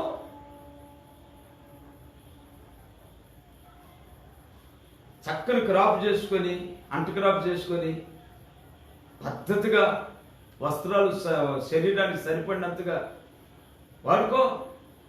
దైవ సన్నిధికి సరిపడినట్లుగా మహిమ కలిగే విధంగా పెద్దరికానికి గుర్తుగా తెలుపు వస్త్రాలు ధరించు. తెలుపు వస్త్రం పెద్దరికానికి గుర్తు కదా, పరిశుద్ధత. అది పరలోకపు చట్టం, పరలోకపు రూల్స్. ఇవన్నీ పక్కన పెట్టండి. కనీసం మర్యాదగా పెద్ద తరహాగా ఉండేదానికైనా తెలుపు వస్త్రాలు ధరించాలి కదా. లేటెస్ట్ మోడల్ సేవకులే ధరిస్తున్నప్పుడు విశ్వాసం ధరించడానికి ఇంకా దౌర్భాగ్య పరిస్థితి. దేవుని యొక్క వాక్యం అంటుంది, ఏమని చూసాం మనం? మన గుమ్మాల్లోనికి రావలసిన వాళ్ళు ఎవరు తెలుసిన? సత్యమును ఆచరించే వాళ్ళు రావాలి. సత్యం అనగా యోహాను సువార్త 17:17 సత్యం అనగా దేవుని వాక్యం. వాక్యాన్ని ఆచరించే వాళ్ళే రావాలంటే మన హృదయంలోనికి, మన అంతరంగంలోనికి, మన గుమ్మంలోనికి. ఈ వాక్యాన్ని ఒక కోణంలో తీసుకుంటే మన ఇంటిలోనికి, మరో కోణంలో తీసుకుంటే మన హృదయంలోనికి. గుమ్మము అని బైబిల్ అంటుందంటే, ఒకటి నీ బాహ్య సంబంధమైన ఇల్లు, రెండవది నీ అంతరంగానికి సంబంధించి హృదయం. గుమ్మం అంటే హృదయం కావచ్చును, ఇల్లు కావచ్చును. నీ ఇల్లు నీతిగల ఇల్లుగా ఉండాలి. లేదు, హృదయాన్ని తీసుకుంటే నీ హృదయం నీతిగల హృదయముగా ఉండాలి. మహిమగల రాజు ప్రవేశించాలంటే. రెండవది మన యొక్క గుమ్మలోనికి రావాల్సింది ఎవరు? సత్యమును ఆచరించు నీతిగల జనం. నీతిగల జనం. మన ఇళ్లలోకి వచ్చేవాళ్ళు, మనతో రాసుకొని పూసుకొని తిరుగుతున్న వాళ్ళు ఎవరు? సినిమాల చుట్టూ తిరిగేవాళ్ళ? దేవుని భయం లేకుండా జీవించేవాళ్ళ? సినిమా ముచ్చట్లు చెప్పేవాళ్ళ? సినిమా ముచ్చట్లు చెప్పేవాళ్ళు. నువ్వు దేవుని ముచ్చటతో నింపబడిన మనిషి అయ్యుండి సినిమా ముచ్చట్లు చెప్పేవాళ్ళతో ఎందుకు పని? ఆ గుంపు వేరే, ఆ గుంపు వేరే. అది కాకి గుంపు, నువ్వు పావురం గుంపు. పావురంతో తిరగాలి కానీ పావురం వెళ్ళి కాకితో తిరిగితే ఎలా? ఏ విధంగా ఉంటుంది అది? నీతికి అవినీతికి ఏమి సాంగత్యం, చీకటికి వెలుగుకి ఏమి? చూసారా? క్రీస్తుకి బెలియాలకి ఏం పొందిక? ఆయన పాపుల మధ్యకి వచ్చాడు కానీ పాపులలో చేరనటువంటి దేవుడు, మనం ఆరాధిస్తున్న దేవుడు. దేవుని స్తోత్రం, హల్లెలూయా. పాపుల మధ్యకి వచ్చిన పాపమును అంటకుండా ప్రత్యేకంగా జీవించిన వాడు ఆయన మనం ధరించినప్పుడు, ఆయన మనం కావాలనుకున్నప్పుడు, మనం కలిగి ఉన్నప్పుడు మన వ్యక్తిగత జీవితాలు ఏ విధంగా ఉండాలి? ఏ విధంగా ఉండాలి? లోకమంతా ఇచ్చలవిడిగా బ్రతికేవాళ్ళే కాదంటున్నా. మన ఇంటి పక్కనోళ్ళు, ఇంటి ముందోళ్ళు, ఇంటి అనుకోళ్ళు అందరూ అలాంటి వాళ్ళే. అయినా మనం ప్రత్యేకంగా ఉండాలి. మనం ప్రత్యేకంగా ఉండాలి. మన ఇంటిలోనికి కానీ మన అంతరంగంలోనికి కానీ ఎవరు రావాలి? ఏ ఆచారం రావాలి? సత్యపు ఆచారం రావాలి. సత్యపు ఆచారం అనగా వాక్య సంబంధమైన ఆచారం మన జీవితంలోనికి రావాలి, మన హృదయంలోనికి రావాలి. అంతేగాని గుమ్మడికాయలు కొట్టే ఆచారం రాకూడదు, వెండి మిరపకాయలు కట్టే ఆచారం రాకూడదు, దిష్టిలు తీసే ఆచారం రాకూడదు. ఈ ఆచారాలన్నీ కూడా ఆ లోకపు ఆచారం. అది మన అంతరంగంలోకి రాకూడదు, మన ఇంటిలోనికి రాకూడదు. అలా ఉండాలి, మన గుమ్మం ఉండాలంటే. దేవుని స్తోత్రం, హల్లెలూయా. వైరాగ్యపు జీవితం. ఆషామాష కాదు దేవుని రాజ్యం అంటే. ఏదో ఇక్కడ లోకంలో ఉన్నంతకాలం ఇష్టం వచ్చినట్లుగా ప్రవర్తించి, ఇష్టం వచ్చిన వస్త్రాలు వేసుకొని, నీకు నచ్చినట్లుగా జీవించి లాస్ట్ టైంలో నేను దేవుని సన్నిధికి చేరుతానంటే ఎలా చేరుతావు? ఎలా చేరుతారండి? మొదట మనలో ఆయన వచ్చేదానికి మనం అవకాశం ఇస్తే తర్వాత మనం ఆయనలోనికి వెళ్ళే అవకాశం మనకి కలుగుతుంది. చూసారా? మొదట ఆయనకు మనం ఇవ్వాలి తావు. ఆ తర్వాత రేపు మనం చనిపోయిన తర్వాత మనకి తావు ఆయన ఇస్తాడు. ఆయనకు నువ్వు తావు ఇవ్వకుండా, ప్రకటన గ్రంథంలో ఏముంది? ప్రకటన గ్రంథం 3:20లో ఇదిగో నేను తలుపునొద్ద నిలుచుండి, ఆ తట్టడంలోనే సరిపోయింది సమయం అంతా. అయ్యా రమేష్ రమేష్ రమేష్ రమేష్ రమేష్ తడతానే ఉన్నాడు. ఎప్పటి నుంచి తడతా ఉన్నాడు? 7వ తరగతి మానేసిన దగ్గర నుండి తడతానే ఉన్నాడు. యేసు ప్రభు దేవుడని గుర్తించిన హృదయంలోకి మాత్రం ఆయనకి సరైన తావు ఇవ్వలేకపోయా. ఎందుకు ఇవ్వలేకపోయానంటే ఆ నేరం కొంత నాది కాదు, నాకు బాప్తిస్మం ఇప్పించిన సేవకుడు. ఒక వ్యక్తిని దేవుని సన్నిధిలో ఏ విధంగా నడిపించాలి అనేటువంటి ఆలోచన అతనికి లేకుండా బాప్తిస్మం ఇచ్చి వదిలిపెట్టేశారు. ప్రార్థనకు రాకుండా మానేశారు. చర్చి పడిపోయి కూలిపోయి ఆ మురికి నేలలో గొంతులను చీలిపోయి అది ఒక పోరస్థలంగా మారిపోయింది చర్చి. నేను కొంతమందికి బాప్తిసాలు ఇప్పించానే, వాడి జీవితం లోకంలో కలిసిపోతాయేమో, నేను విడిచిపెడితే ఎలాగూ అనే ఉద్దేశం అతనికి లేదు. భారం లేదా సేవకుడికి? భారం లేదు. అందుకని సత్యము అంటే ఏమిటో తెలియక బాప్తిసం పొందిన లోకంలో పడిపోయి యేసయ్య పలుమార్లు హృదయం దగ్గర తడుతున్నా విడిగా జీవించి తర్వాత దేవుడు మార్చుకున్నాడు. ఈ విధంగా నిలబెట్టాడు. దేవుని స్తోత్రం. కాబట్టి మన వ్యక్తిగత జీవితంలోనికి, అంతరంగంలోనికి ఎవరు రావాలో తెలిసిన? సత్యమును ఆచరించే నీతిగల జనం. ఎవరండి వాళ్ళు? ఎవరు నీతిగల జనం? క్రీస్తు రక్తంలో కడుగుబడి వాక్యాన్ని ధరించి అపోస్తుల బోధ యందును సహవాసం ఎందును రొట్టె విరుచుట ఎందును ఎడతెగక ప్రార్థించే గుంపులో మనం ఆ గుంపుని మన అంతరంగంలోనికి చేర్చుకోవాలి. దేవుని స్తోత్రం. మొదటిది, మహిమ గల రాజును ప్రవేశిస్తానన్నాడు. మనం ఆయన్ని హృదయంలోనికి చేర్చుకోవాలి. ఆయన చేర్చుకున్న తర్వాత నా హృదయం దేవునికే ఇచ్చాను, ఇంకెవరికి ఇవ్వనంటే దేవుడు వాత పెడతాడు. రెండోది, ఎవరికి ఇవ్వాలి నీ హృదయం?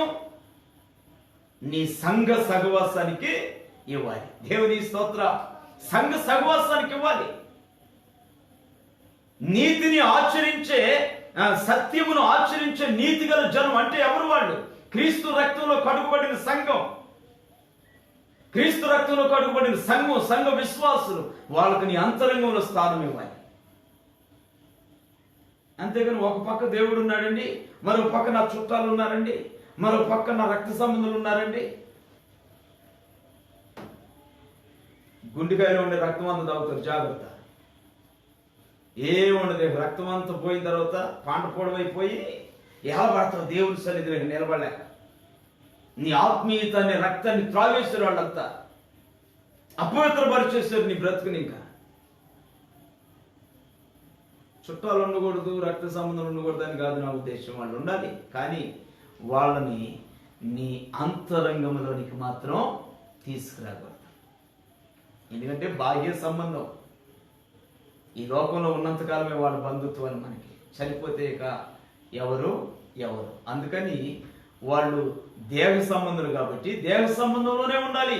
దేహాన్ని దాటుకొని లోపల ఉన్న అంతరంగంలోనికి రాకూడదు. అంతరంగంలోనికి ఎవరు రావాలి? నీ కొరకు కన్నీళ్ళు పెడతారే సంఘం. నీ రక్త సంబంధి కూడా ఏడవడు. ఒకవేళ ఏడిస్తే పైకి ఏడుస్తాడు, అయ్యో నీ బ్రతుకు అట్టయిపోయిందా ఇట్టయిపోయిందా అని ఏడ్చి వెళ్ళిపోతాడు, అంతే.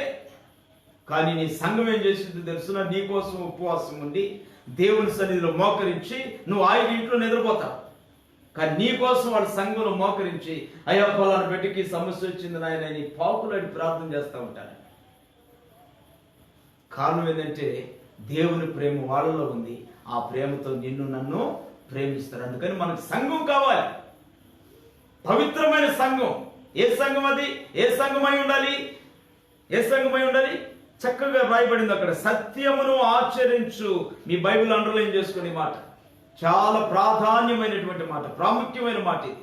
సత్యమును ఆచరించు నీతి గల జనం ప్రవేశించున్నట్లు. దేంట్లో ప్రవేశించాలి? మన అంతరంగం. ద్వారములను తీయుడి. ఎంత గొప్ప మాటలండి ఇవి నిజంగా. నా బైబిల్లో కూడా ఈ పదానికి అండర్లైన్ లేదు. నాకు కూడా దేవుడు ఈరోజు కొత్తగా ఇచ్చాడు ఈ మాట. దేవుని స్తోత్రం. నేను కూడా ఈరోజు కొత్తగా నేర్చుకుంటున్నా. నిన్నటి వరకు మన అంతరంగంలో దేవుడే ఉండాలని బోధించా. ఈరోజు దేవుడు నాకు చెబుతున్న మాట అనమాట. నాకు కూడా చెబుతున్నాడు, ఏమని? నీ అంతరంగంలో దేవుడే కాదు, సత్యమును ఆచరించు నీతి గల జనం ఉండాలి. దేవుని స్తోత్రం. మన సంఘ సహోదరుల మీద నీ మనస్సులో ఒక శ్రేష్టమైన ప్రేమ ఉండాలి.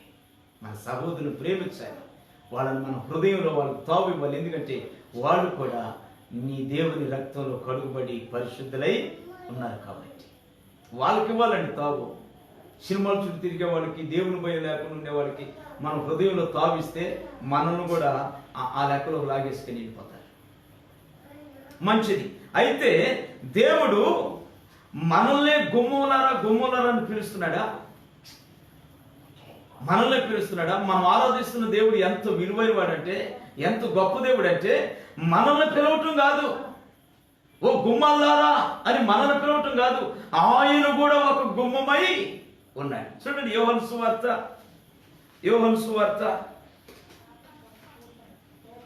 10వ అధ్యాయం 8వ వాక్యం. త్వరగా యోహాను సువార్త 10వ అధ్యాయం 8వ వాక్యంలో, గొర్రెలు పోవు ద్వారమును నేనే. చాలు. గొర్రెలు పోవు ద్వారమును నేనే. చూసారా? మనల్నే గుమ్మాలారా ద్వారంలారా అని పిలవటున్నా. ఆయన కూడా, నేను కూడా ద్వారం అని. ఆయన ఏదై ఉంటాడో మనల్ని దానిగా పోల్చి మాట్లాడుతున్నాడు. అది అందుకని మనం ఆరాధిస్తున్న దేవుడు చాలా విలువైన వాడు, గొప్పవాడు. మనల్ని గుమ్మములారా అని పిలిచాడంటే మీరే గుమ్మాలు, నేను మాత్రం మీలా కాదు అని అనటంలో మన దేవుడు. నేను కూడా ఒక గుమ్మాన్ని. ఆయన ఏ గుమ్మం అంట? గొర్రెలు పోయే గుమ్మం. గొర్రెలు, బైబిల్లో గొర్రెలు మేకలు. కుడి వైపున గొర్రెలు, ఎడమ వైపున మేకలు. మేకలు లోకస్తులకి, గొర్రెలు క్రీస్తు రక్తంలో కడుగుబడిన సంఘస్థులకి సాదృశ్యమైంది. ఇప్పుడు ఆయన ఏ ద్వారం అంట? గొర్రెలు పోయే ద్వారం. ఆయన ద్వారంలోనికి అంటే ఆయన అంతరంగంలోనికి ఎవరు వెళ్తారు? క్రీస్తు రక్తంలో కడుగుబడినటువంటి పరిశుద్ధులకు మాత్రమే ఆయన అంతరంగంలో తావు ఇచ్చాడు. క్రీస్తు అంతరంగంలో తావు ఎవరికి ఉందంటే పరిశుద్ధులకు ఉంది. గొర్రె వంటి జీవితం. గొర్రె మనకి ఎంతో మాదిరి. గొర్రె ఎంతో మాదిరి. అది తల వంచుకొని అది నడవవలసిన త్రోవలో అది చక్కగా వెళ్ళిపోద్ది. ఎంత శ్రమలు, ఎంత ఇబ్బందులు ఉన్నా దాని మార్గం మాత్రం అది పొరపాటున తొలగదు. గొర్రెలు అంత శ్రేష్టత ఉంది. మేకలు కంటి ముందుండే ప్రతి ఆకును తినేస్తాం. ఇటెళ్ళి జిల్లేడాకు చూసుకుంటుంది, అటెళ్ళి గోరిటాకు చూసుకునేది, ఇటెళ్ళి పిచ్చిమిరపాకు చూసుకునేది. అన్ని చెత్త చెదరం అంతా తిరుగుతుంది. దానికి ఒక క్రమం లేదు, నీతి లేదు, నియమం లేదు. గొర్రె అలా కాదు. అది ఏ ఆహారం అయితే తినాలో అది అక్కడ దొరికితేనే తింటది, లేదంటే కడుపు మార్చుకుంటుంది. అందుకని పవిత్రమైనటువంటి వారికి బైబిల్లో గొర్రెలు అని పిలువబడి, మనం ఎవరికి పోల్చబడి ఉన్నాం? పరిశుద్ధులైన వాళ్ళు గొర్రెలు పోల్చబడి ఉన్నాయి. ఇప్పుడు ఈ గొర్రెలు పోయే ద్వారం అంట, గుమ్మం అంట మనం ఆరాధిస్తున్న దేవుడు. దేవుని స్తోత్రం. మన దేవుడే గొర్రెలకు తామిస్తే మనమివ్వద్దా? ఆ గొర్రెలు ఇక్కడ యెషయా గ్రంథంలో ఎలా కనబడుతున్నారు? సత్యమును ఆచరించు నీతిగల జనం. ఆ నీతిగల జనమే యోహాను సువార్తలో గొర్రెలు అని పిలువబడ్డారు. గొర్రెలు అని పిలువబడ్డారు. యేసయ్య కూడా ఒక ద్వారమే మనకులాగా. మీరు కీర్తన 118 20 వాక్యం చూస్తే ఈ గొర్రెలు ఇంకొక రకంగా కనబడుతున్నారు. అక్కడ చూడండి, కీర్తన 118 20 వాక్యం. ఇది యెహోవా గుమ్మము. ఇంకెవరు భావిస్తున్నారు? యెహోవా గుమ్మలో ఎవరు వెళ్తారు? దేవుని గుమ్మలోనికి. ఎర్ర చొక్కాయి పసుపు ప్యాంట్ వేసుకునేవాడు వెళ్తాడా? సినిమా హీరోలాగా టీషర్ట్లు వేసుకుని వాక్యం చెప్పేవాళ్ళు వెళ్తారా? సినిమా క్రాప్లు కట్టించుకునే వాళ్ళు వెళ్తారా? డెప్పు కటింగ్ ఫ్యాషన్, లేటెస్ట్ మోడల్. తలకాయ లేటెస్ట్ మోడలే, ప్యాంటు లేటెస్ట్ మోడలే, షర్టు లేటెస్ట్ మోడలే, మాట కూడా లేటెస్ట్ మోడలే. మాట కూడా ఇలాంటి వాళ్ళు వెళ్తారా? ఇలాంటి వాళ్ళు వెళ్తారని బైబిల్ చెప్పటం. బైబిల్లో చెప్పింది నీతిమంతులు దానిలోనికి వెళ్తారు. నీతిమంతులు ఎవరంటే క్రీస్తు రక్తంలో కడుగుబడి వాళ్ళ అంతరంగ జీవితం క్రీస్తులోనికి ట్రాన్స్లేట్ అయిపోయినాడు, మార్పు చెందినవాడు అనమాట. క్రీస్తు వైఖరిలోనికి మార్పు చెందినవాడు. నీవు నీ వలె జీవించకుండా క్రీస్తు వలె జీవించడానికి తీర్మానం చేసుకున్నవాడు నీతిమంతుడు. నీవు నీ వలె జీవించిన వాళ్ళంతా దేవుని సన్నిధికి వెళ్తారని నేనైతే చెప్పను. ఇప్పుడు నేనున్నాను. నేను ఇదివరకు వైట్ అంటే నాకు ఇష్టం లేదు, అసలు వైట్ బట్ట అంటే నాకు ఇష్టం లేదు. నేను ఎక్కువ గళ్ళు వాడేవాడిని, సన్న గళ్ళు, ఎడల్పు గళ్ళు వాడేవాడిని. ఎప్పుడు ఆఫ్ హ్యాండే, ఫుల్ హ్యాండ్ నాకు ఇష్టం లేదు. ఫుల్ హ్యాండ్ గుర్తించుకున్నా నేను పైకి పరుచుకునేవాడిని. గుండెలు ఎప్పుడు ఎడదాకా కట్టిన, ఇక్కడ దాకా తీసుకున్నాను అందరికి లాగా. క్రీస్తులోకి వచ్చిన తర్వాత వాక్యపు వెలుగులో నా అవతారాన్ని నేను నెమ్మదిగా మార్చుకుంటూ ఈరోజు ఈ స్థితికి వచ్చాను. అలా నీ జీవితంలో మార్పు చెందాలి కదా. నీకు ఇష్టం వచ్చినట్లుగా నువ్వు బ్రతుకుతూ నేను క్రీస్తులోనికి వెళ్తానంటే ఎలా వెళ్తావు?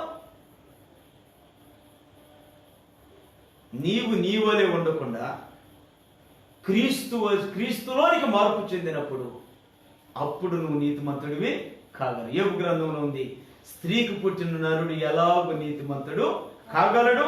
మనం ఒక స్త్రీకి పుట్టిన నరులుగా మనం ఉండకుండా మనం స్త్రీకి పుట్టినటువంటి మనుషులుగా ఉండకుండా పరిశుద్ధతకు పుట్టిన మనుషులుగా ఉండాలి. నీతిలో పుట్టిన వాళ్ళమై ఉండాలి. అదే ఒకడు నీటి మూలంగా ఆత్మ మూలంగా జన్మిస్తేనే తప్ప దేవుని రాజ్యంలోనికి ఎవరు వెళ్ళలేరు. మనం ఎలా జన్మించాలి? మరొక జన్మ ఉంది. ఆ జన్మలో నీకు లోకానుసారమైన అలంకరణ ఉండకూడదు. నువ్వు లోక సంబంధమైన పుట్టుకలో ఉంటే లోక సంబంధమైన ప్యాషన్స్ చేసుకోవాలి. నువ్వు ఆత్మ సంబంధమైన పుట్టుకలోకి వచ్చావు. ఇక ఆత్మ సంబంధమైన పుట్టుకలోకి వచ్చిన తర్వాత నీ ఇష్టాలు నెరవేరకూడదు. అప్పుడు ఎవరి ఇష్టాలు నెరవేరాలి?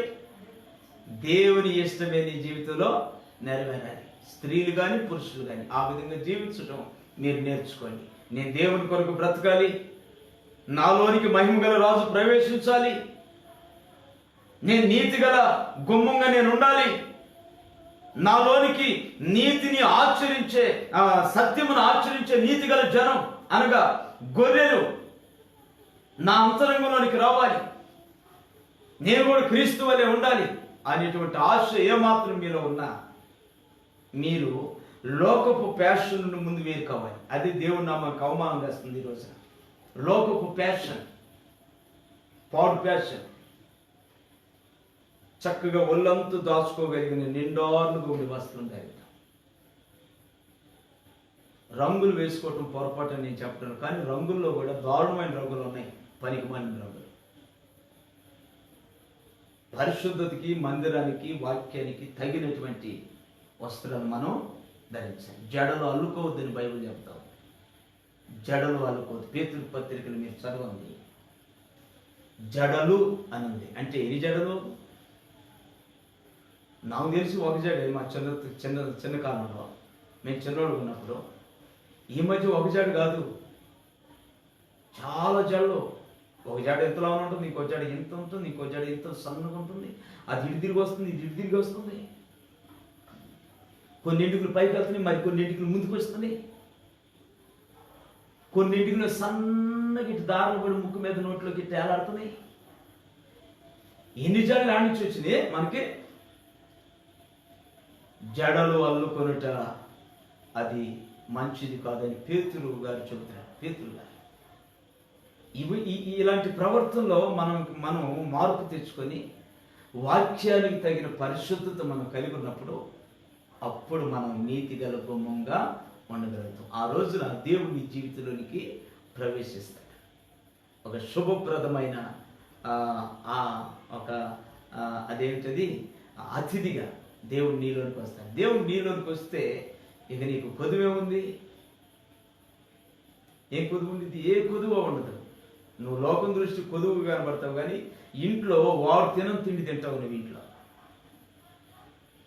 ధనవంతులు ఖర్చు పెట్టలేని డబ్బు నువ్వు ఖర్చు పెడతావు, కానీ నీ చేతిలో 5 పైసలు ఉండదు, కానీ ఖర్చు పెడతావు. అలా నడిపిస్తున్నాడు దేవుడు నన్ను. ఇప్పుడు నడుస్తూ నేను నీకు చెబుతున్నాను అనమాట.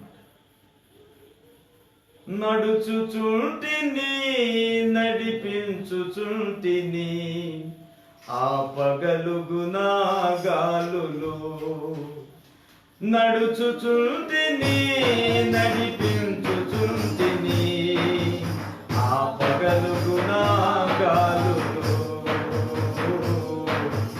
ఆపగలుగునా గాలులు. దేవుని స్తోత్రం. భలే పడుతున్నాడు అసలు. కాబట్టి ఆఖరి మాటలుగా నేను చెబుతున్నాను.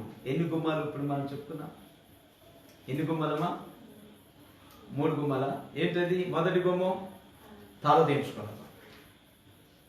బుద్ధిమాలిన పనులు చేసి, భయభక్తులు లేని పనులు చేసి, సిగ్గుచేట తల దించుకుంటాం. కానీ ప్రభు నిన్ను ప్రేమించి తల దించుకున్న బ్రతుకును అలా వదిలిపెట్టకుండా నీ బ్రతుకులో తలెత్తుకోగలిగే దానికోసం ఆయన ఏమంటున్నాడంటే, నీ తల పైకి ఎత్తుకో, నేను నీలోనికి వస్తాను. అది మొదటి గుమ్మం. రెండవ గుమ్మం నీతి గల గుమ్మం. దేవుడు నీలోకి ప్రవేశించేటప్పుడు ఆయన ప్రవేశించేటువంటి ఆ గుమ్మాన్ని నువ్వు అలంకరించుకోవాలి. దీంతో బంతిపూలతోట, గులాబీ పూలతోట. మేము కొన్ని ఇళ్ళు ఓపెనింగ్ చేస్తాం, మనం వెళ్ళి ప్రార్థన చేస్తే ఆ గుమ్మానికి ఏం కడతారు? అది మన కంటికి ముచ్చటగా ఉంటుంది అంతే, దానివల్ల ప్రయోజనం ఏమీ లేదు. దేవుడు ఏమంటున్నాడంటే ఈ గుమ్మానికి పూలు కదలా నీతి ఉండాలి. ఆ గుమ్మానికి ఏముండాలి? నీతి ఉండాలి. నీతి ఉన్నప్పుడు అప్పుడు ఆయన గుమ్మలోనికి ప్రవేశిస్తాడు. దేవుని స్తోత్రం. ఒకటి తల తెచ్చుకున్న గుమ్మం, రెండవది నీతి గల గుమ్మం, మూడవది సత్యమును ఆచరించే నీతి గల జనాన్ని నింపుకోగలిగిన గుమ్మం. దేవుని స్తోత్రం. ఏ విధంగా మనం ఉన్నప్పుడు ఆయన కూడా ఎలా ఉంటాడో తెలుసిన? ఆయన నేను గొర్రెలు పోయే ద్వారం. మీరేనా నీతిగల గుమ్మం? నేను కూడా నీతిగల గుమ్మాన్ని. మీలోనేనా సత్యమును ఆచరించే జనం వచ్చేది? నాలోనూ కూడా వస్తారని దేవుడు కూడా చెబుతున్నాడు. నేను గొర్రెలు పోవు ద్వారముని నేనే. ఆ గొర్రెలు ఎవరు అంటే 118వ కీర్తన 20లో మనం చూసాము, నీతిగల జనము. ఇది యెహోవా గుమ్మము, నీతిమంతులు దీనిలోకి ప్రవేశిస్తారు. దేవుని స్తోత్రం. కాబట్టి నువ్వు దీనిలో ఏ గుమ్మంగా ఉంటావు? ఏ గుమ్మం అంటే ఎప్పుడు తలదించుకునే గుమ్మంలాగా ఉంటావా? దేవుడు చెబుతున్న మాటను గుండెలోకి తెచ్చుకొని తల ఎత్తుకొని, ఆయన వచ్చే వ్యక్తి సామాన్యుడు కాదు, పరిశుద్ధుడు కనుక నా గుమ్మాన్ని కూడా నేను పరిశుద్ధపరుచుకోవాలి అని నీతిగా అలంకరించుకుంటావా? ఈ రెండిట్లో ఏదో ఒక తీర్మానం చేసుకోగలిగితే దేవుడు మన వ్యక్తిగత జీవితంలోకి వచ్చి ఆయన నివసించేదానికి ఇష్టపడుతున్నాడు. తలలు వచ్చండి, చిన్న ప్రార్థన చేసుకున్నాం. పరిశుద్ధుడా, వందనాలు నాయన. ఈ రాత్రి నియామక కోడికలో ప్రభు మీరు మాట్లాడిన ప్రతి మాటను బట్టి నీకు స్తోత్రాలు. ఈ మాటలను బట్టి నాయన అయ్యా, మేము మొదటి గుమ్మం వల్లే కాకుండా ఒకప్పుడు ఉన్నాం, తలదించుకునే పరిస్థితిలో ఉన్నాం. ఈ రోజున ప్రభు నీ మాటను విని, నీ మాటను విశ్వసించి అయ్యా, నీ వాగ్దానం బట్టి మా తల నీ వైపు ఎత్తుకున్నాం. నీతితో అలంకరించి నిన్ను ఆహ్వానిస్తూ ఉన్నాం. మీరు మా వ్యక్తిగత జీవితాల్లోకి వచ్చారు తండ్రి, మీకు వందనాలు. ఇదిగో వచ్చి మా జీవితాలు మీరు కడవరి దినాల్లో అయ్యా, ఈ కరువు దినాల్లో, ఈ భయానకమైన మరణపు దినాలలో మమ్మల్ని మీరు నడిపిస్తున్న విధానం బట్టి నీకు స్తోత్రం చెల్లిస్తున్నాను. ఇదిగో నా ఎదుటిన్న బిడ్డల కొరకు ప్రార్థిస్తున్నాను నాయన. లైవ్లో నాతో పాలు పొందిన బిడ్డలందరూ బట్టి నీకు స్తోత్రాలు. వారి వ్యక్తిగత జీవితాలు ఏ విధంగా ఉన్నాయో నాకైతే తెలియకపోవచ్చు, కానీ తండ్రి మీరు చూస్తున్న దేవుడు అయ్యా, ఏ గుమ్మముగా వాళ్ళు ఉన్నారు నీతి గుమ్మంగా మారునట్లు ప్రార్థిస్తున్నా. సత్యమును ఆచరించు నీతిగల జనం వారిలో ప్రవేశించే గుమ్మంగా ఉండాలని మేము కోరుకుంటున్నాం నాయన.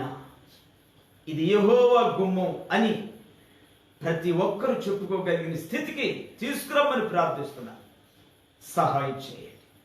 ఇంకా ఎవరైనా తలదించుకునే గుమ్మంగా, పడిపోయిన గుమ్మాలుగా ఉండి ఉంటే తండ్రి వాళ్ళు జ్ఞాపకం చేసుకొని నాయన, నీ మాటను అందుకొని వారి వారి వ్యక్తిగత జీవితాల్లో పురుగొల్పులు పడి నీ కొరకు నిలబడే నీతిగల గుమ్మంగా ఉండినట్లు సహాయం చేయమని ఈ వాక్యమైన మా ప్రియ బిడ్డలందరినీ మీరు దీవించి ఆశీర్వదించమని. ఇదిగో మందిరంలో కూడి వచ్చిన మా యవన బిడ్డలందరూ బట్టి నీ స్తోత్రాలు. ఏ ఒక్క యవన జీవితాన్ని విడిచిపెట్టవద్దు నాయన.